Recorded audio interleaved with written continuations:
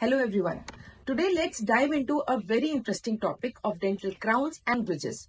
So, what exactly is dental crown?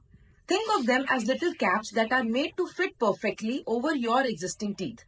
You might need one when you have a cracked or damaged tooth, a large cavity, or even when you have got a root canal treatment done. Dental crowns not only make your smile look better, but also make your teeth stronger, giving you a double win by improving how your smile looks and making sure your tooth is sturdy and healthy. Now, moving on to dental bridges. Dental bridges sets in when you have a missing teeth. It bridges the gap. It consists of an artificial tooth joined to two crowns on adjacent healthy teeth. Together, they create a solid structure that not only fills the gap in your smile but also make your tooth more stable and functional. Now, let's talk about a bigger picture. How dental crowns and dental bridges contribute to your overall oral health. When your teeth are in good shape and properly aligned, it's not just about looking great.